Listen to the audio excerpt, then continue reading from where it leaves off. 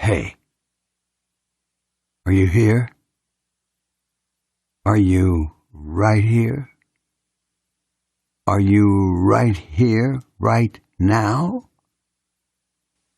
Well, if the answer to any or all of those questions is yes, thank you for tuning in to The Paul Leslie Hour. You know, for 19 years and counting, your host, Paul Leslie, has been asking all types of people the questions he wants the answers to.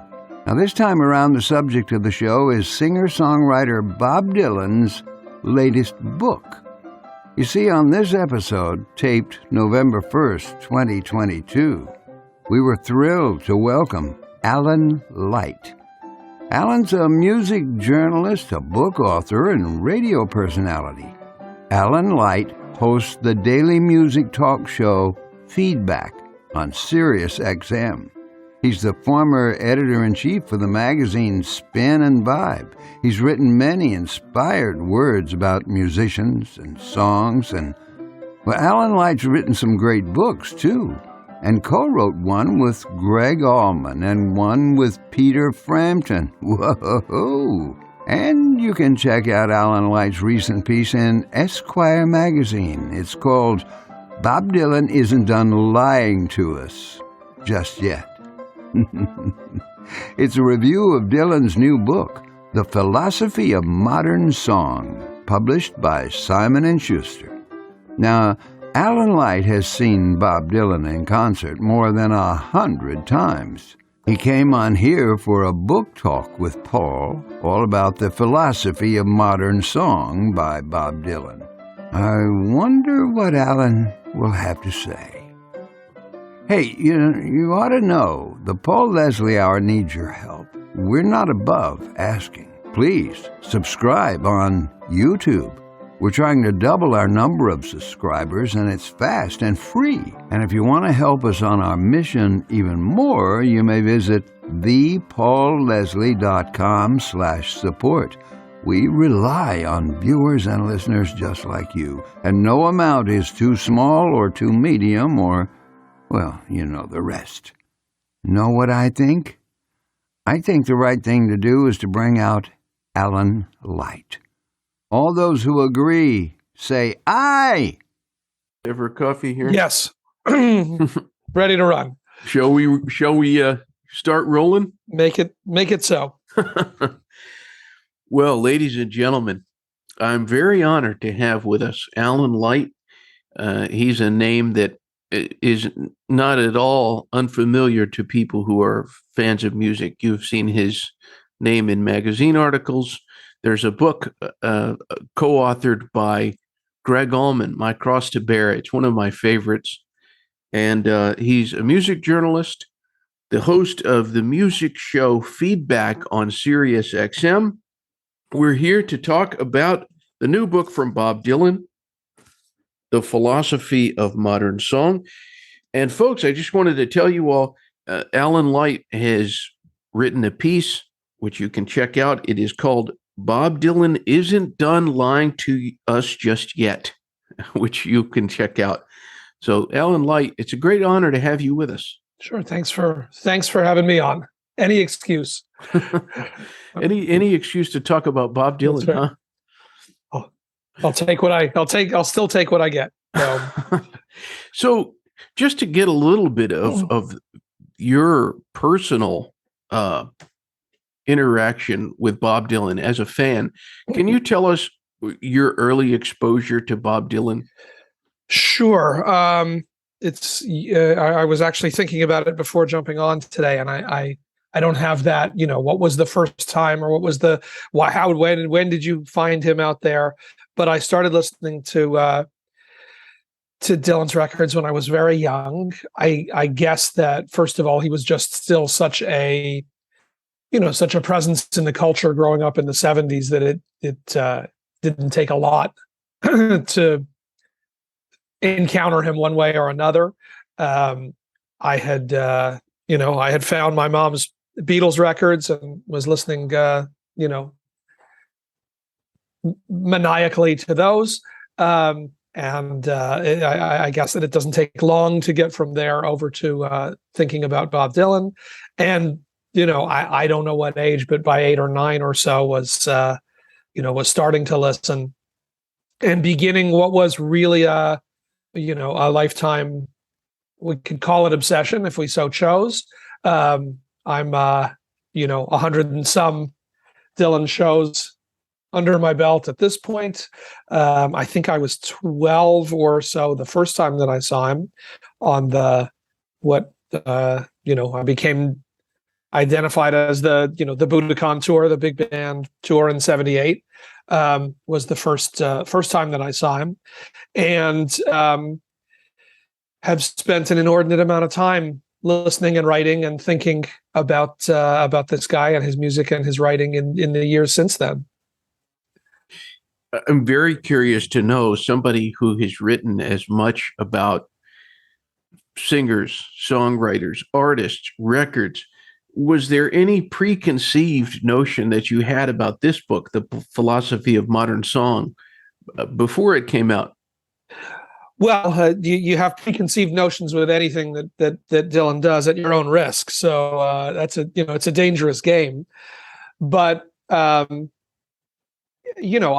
the title is the sets up a certain sort of expectation, whether that it's going to be some sort of a head fake, or whether that he's doing it's one of the many things that he's doing just to mess with you, or whether there was something that was coming that was that would be focused in some way on songwriting and song construction.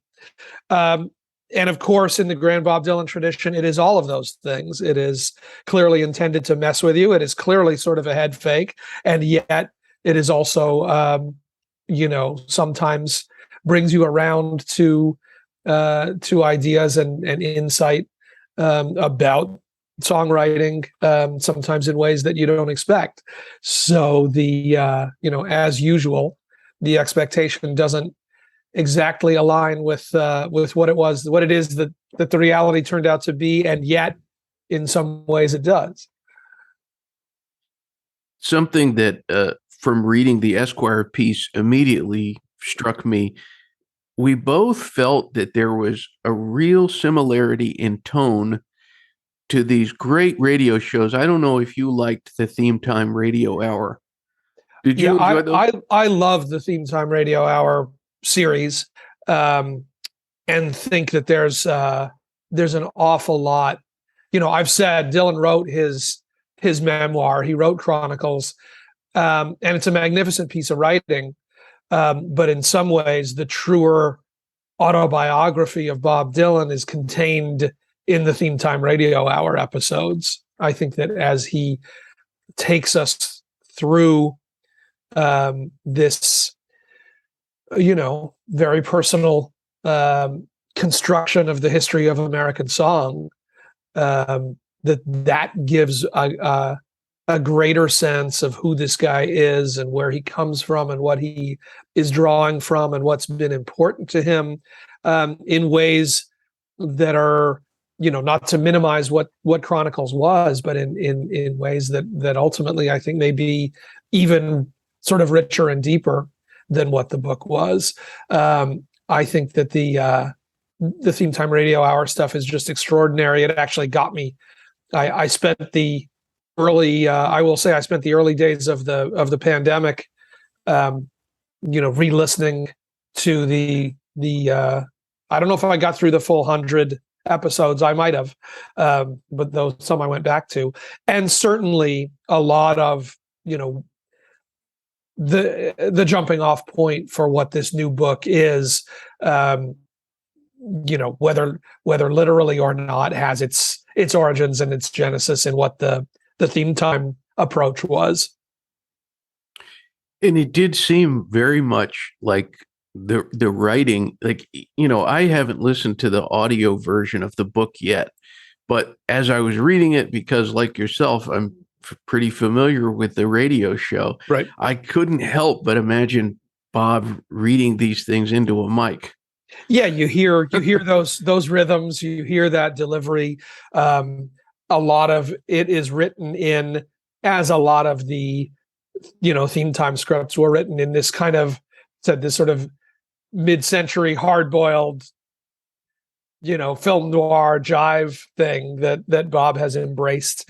And yeah, I haven't listened to the audiobook either, but it's not Bob reading. It's a group of actors who are reading. I forget the list, but it's a funny list of different contributors who are reading these chapters. So yeah, there's a very distinctive, and I think a very distinctive sort of 21st century Bob Dylan voice that grew out of, once he sort of grew out the mustache and went into the sort of riverboat gambler outfits, and around the time of Love and Theft, I think particularly around there when he started to sort of embrace this old school card shark sort of persona, that more and more of that voice and that language started to come out somewhat in the songwriting, but certainly in a lot of the other stuff that he's been doing. And after you started talking about it, I do remember that the audiobook did have the actors. Jeff Bridges, I think John Goodman was in there. Jeffrey Wright. Right. I forget who all else, but an esteemed list of contributors, to be sure. Yeah. But it will be. But to hear them delivering this, sort of 50s hipster gangster thing will be, yet another interesting adventure. Right. Something that occurred to me, and it led me down this path of counting. I did a lot of counting with the book too. So yeah. You did? Yeah. Well, one thing that I did notice that was kind of interesting. This is maybe a side note. For the most part, none of these songs, like there have been a number of songs that written by other people that Dylan will slip into a show from time to time. For the most part, for the books that the songs discussed in the book, they aren't songs that Dylan. There's no bootleg of him doing any of these songs for the most part. But I'm curious, were you at all puzzled by some of the choices? Well, sure. I mean, I think that's part of, his amusement here. There's a few things that immediately jump out, right? I mean, the first is that there's nothing here in the selections of songs that he writes about from any of his peers, right, such as they are. There's no Neil Young, Paul Simon, Beatles, Joni Mitchell, Leonard Cohen. I mean, any of the people that you sort of put on a list as the contemporaries and, those at that sort of altitude. He doesn't touch any of that within this book. There's, as I think what you're pointing out that's interesting is even the older bluegrass or old gospel songs or whatever that appear here, they're not the ones that he has chosen to perform over the years, right, on his own. And then, of course, the where I sort of start my Esquire piece, and a lot of people have picked up on, there's the philosophy. The title is The Philosophy of Modern Song. Philosophy implies that there's going to be some sort of overarching theme that's laid out here. There isn't even, any sort of introduction explaining why these songs.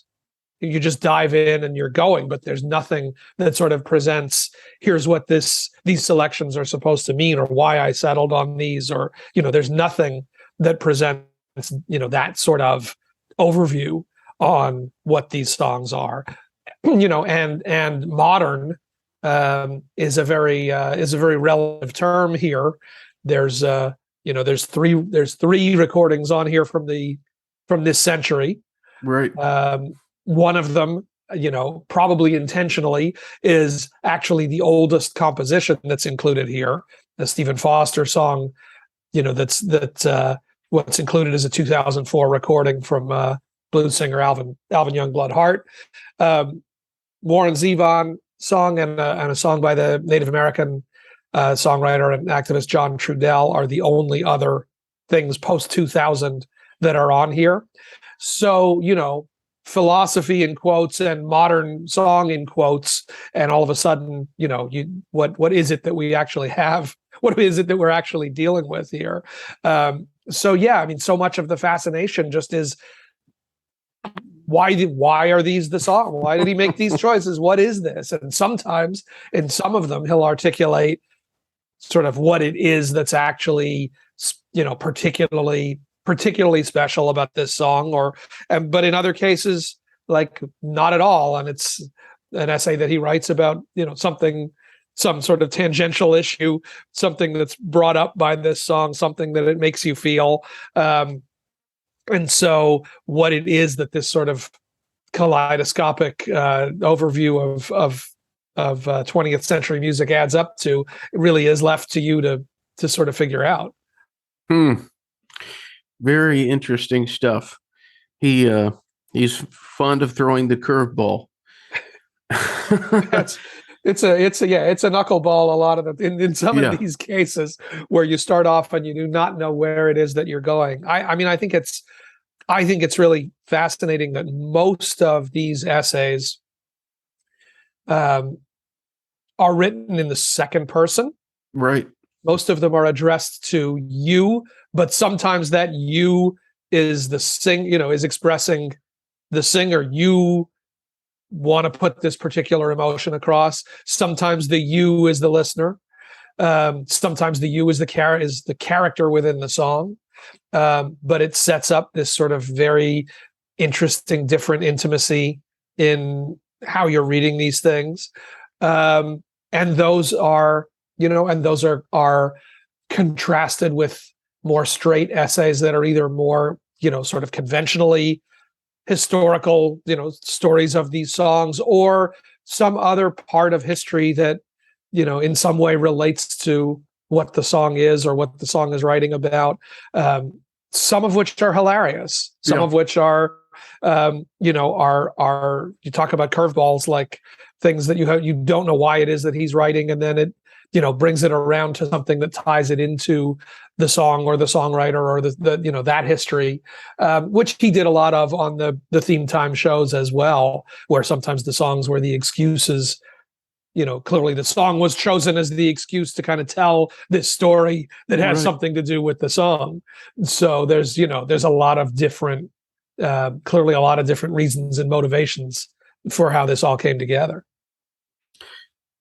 Something that occurred to me, if you look at all of the songs, studio songs, if you don't include the bootleg stuff, just the studio releases over the last 15 years, Bob Dylan went from recording nothing pretty much but his own material. And then over the last 15 years, he has recorded twice as many songs written by someone else. The three American Songbook records, the Christmas record. Do you suppose that he has, it's a real departure to go from recording nothing but your own material. Do you suppose he has increased his interest in other people's material? I don't know if his interest has increased or his, what it is that he's trying to explore has changed. I've written, this is sort of a thing that I've written a lot when I've written about Dylan, and I bring it up again in this review of the book, is I think there's a way to look at Dylan's whole career as this attempt to explore, the breadth and the history of American music in all of its different manifestations. And if you think early on about the way that he just absorbed and cycled through folk music, blues, rock and roll, country music, all of the things that sort of the 60s Dylan did that we think about. If you accept that all of those were, him diving into and attempting to comprehend all these different sort of, rivers of American musical history, then eventually it leads you into some of the less predictable ones. If that is the greater project here, then inevitably he was going to have to sort of confront gospel. I mean, it's a foundational foundational piece of American music. So through that lens, it's kind of not as shocking that he went through, that if that was really, at least in some ways, initiated by attempting to comprehend and allow himself to sort of live out what gospel music was about. Okay, that was things like then. So the Christmas album, as totally baffling as that was, okay, Christmas music is a huge piece of the American musical tradition. So inevitably, is there a point where he would say, okay, let me find out what that's all about. Let me at least go for one project where I, delve into that and see what that means to me. The American Songbook, the Sinatra records, something that he kind of bounced off of a lot over the years, but then that. So I think that's, there's a way to sort of overlay that as the grand project for him that makes some of these otherwise mysterious choices make a certain kind of sense. And I think with others, particularly, I think with the triplicate project, the Sinatra records, I think, a lot of the things that do come up within this book about songwriting and about why do standards become standards, and about how do you continue to evolve and perform as you get older.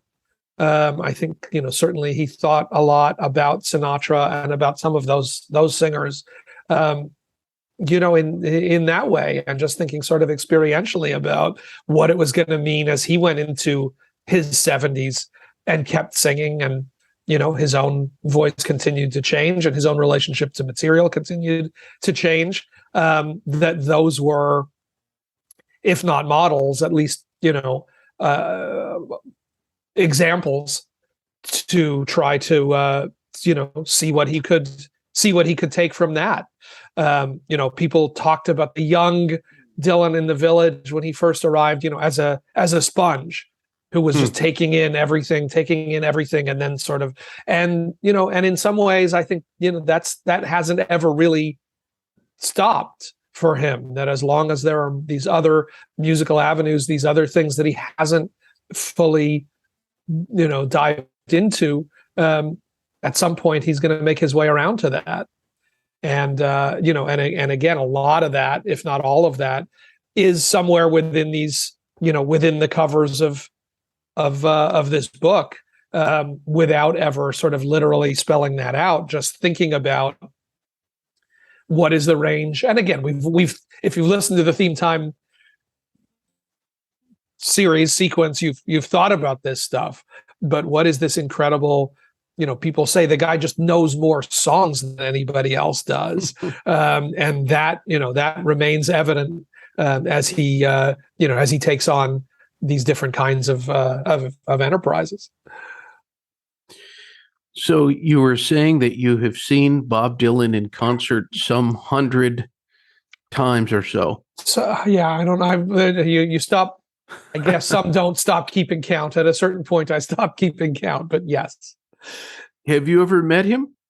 I met him once, very briefly, backstage at a show. For a minute, with nothing, particularly insightful or interesting to report, other than it was the opening night of the tour that he did. He co-headlined with Paul Simon, 2001.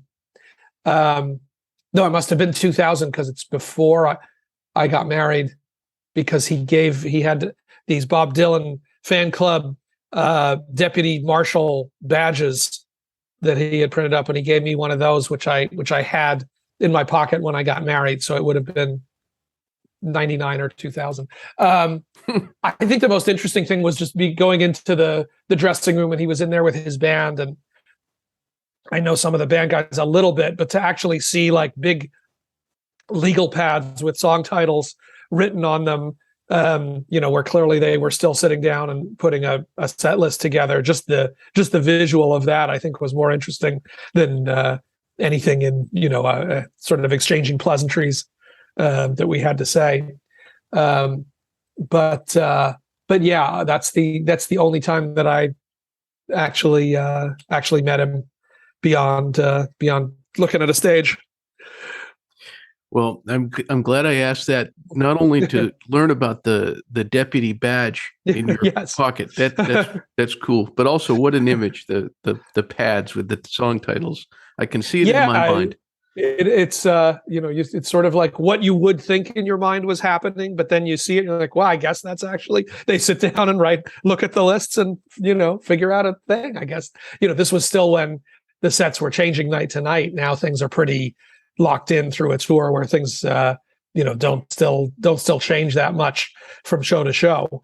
But yeah, I mean, I'll only make myself sound slightly less crazy by saying, if you start from that I saw him in 1978 for the first time, we are talking about coming up on 50 years of going to these shows. So the 100 plus, if you spread it out over that much time, there were years that were more and years that were less, but it's not quite so, it doesn't sound quite so insane if you say that it averages out to, a couple of times a year over the course of that many years. That's maybe makes me feel a little less scared about my own state of mind. So is there anything on the horizon with Alan Light? Anything coming up down the pike? I've had a couple of recent things, out in the world. I think that, a number of years back, I wrote a book about the song Hallelujah. I wrote a book called The Holy or the Broken, which was adapted into a documentary called Hallelujah, Leonard Cohen, A Journey, a Song, that came out this summer and has taken up, a good amount of time to get that up and out in the world. That was in theaters through the summer. Right now it's available on demand on your TV screen. It will go to full streaming a little bit later. We're entering kind of a lot of the award season hustle. So that's in addition to, as you mentioned, the radio show every day, that's sort of occupied a certain amount of time. I'm in lots of discussions and exploration around next film project, book project. I'm sort of in the taking meetings stage of all of that. But there's always stuff going on. There's always more work to be done. And inevitably, some more Dylan stuff that will present itself, soon enough. Excellent. Well, in closing, I have a somewhat philosophical question, I guess. The philosophy of, yeah. Yeah. Well, every time I do any kind of Dylan-related episode, I always get emails from Dylan fans, and it's interesting. First of all, they're all over the place, for sure. And some of them are really, really passionate. Some of them get mad about something. Some of them are ecstatic about something. It runs the gamut. But I guess what I would like to say is, or ask is, what would you say to anybody who's a Dylan fan out there, just totally open-ended, who has decided to tune in and join us today? What would I say to them? I mean, look, I think that when you're a fan of an artist like Dylan and some of the other artists that I've been super obsessive about, I mean, Prince, I did a lot of work with Prince. I wrote a book about Prince. I've spent a lot of time thinking about, somebody like Neil Young. These are artists that you are on for the ride. Right? All of them have done amazing, earth-shattering work. They've also done just, terrible half-assed work on the way to something else. And so being a fan of these kinds of, those kinds of artists means, sort of entering into a certain sort of a contract with them. And if you're a Dylan fan, you're staying on, you've decided that you're staying on for the ride. And you know that not every night is going to be a great show, and you know that not every record is going to be a great record. And with this book, there are things that are, I think, there are things that are hilarious in this book. There are things that are infuriating in this book.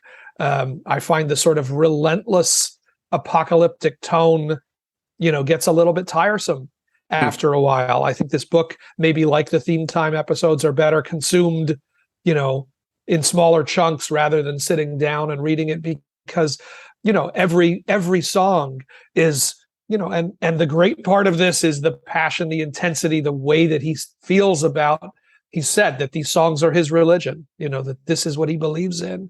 And that's the power of what an artist like Dylan is. But the fire and brimstone of every entry in this book, and everything is, nearing the end, the walls are crashing in, the seamy underside is coming out and trying to rip you off and has a gun to your head. And, that's what these songs are, even seemingly innocuous songs are kind of dragged into this like street fight.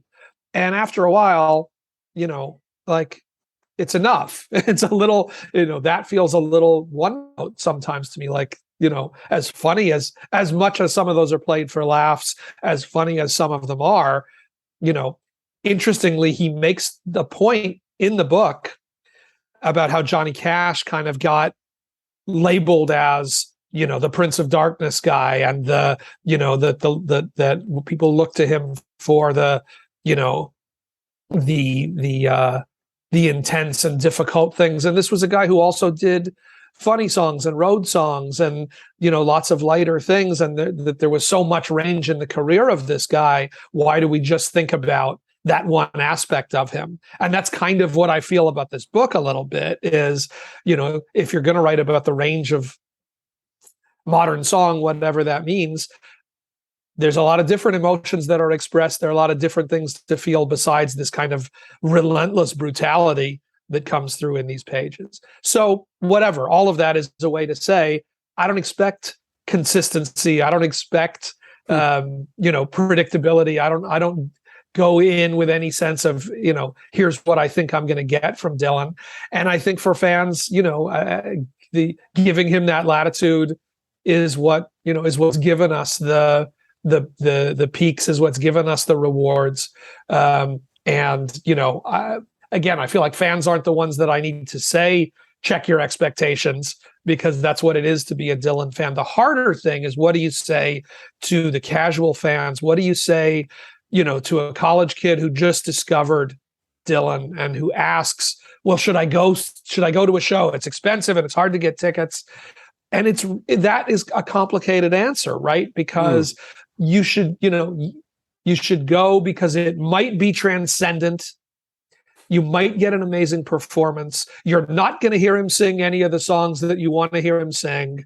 You might get a kind of a train wreck. And that's the incredible thing about him, is you're going to get what he brings on that night. But also, I don't want to set up a 20-year-old kid who's interested in this guy to go and say, that show was terrible, and that isn't what I wanted to hear him do, and I'm done with that guy.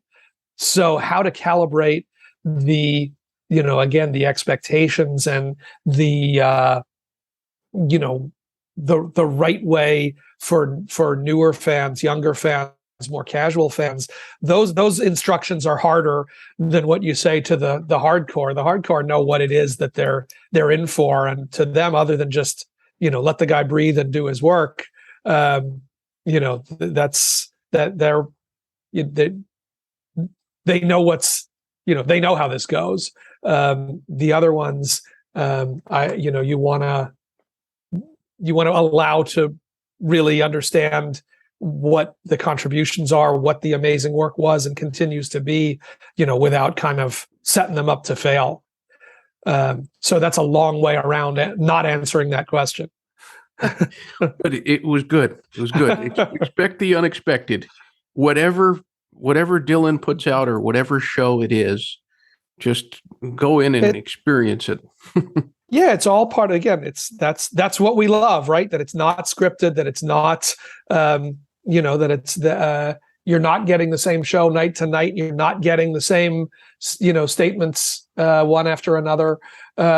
These are the things that we love about him. Obviously there's an inherent risk with that, and either you're on for that, or you're or there's something different that you're looking for. Well, Alan Light, great to start this first day of November talking to you. You're very generous. Pleasure. To come on so early. Happy to be of service. Happy for any excuse. Thank you, sir. All right. Thank you, Paul. Until next time. The Paul Leslie Hour is made possible by people like you, listeners, viewers. Please go to thepaulleslie.com/support, and you'll know what to do when you're there. Thank you. Thank you, everyone who contributes. Performance of The Entertainer intro song by John Primorano. And of course, this is your announcer speaking. See you next time on the Paul Leslie Hour.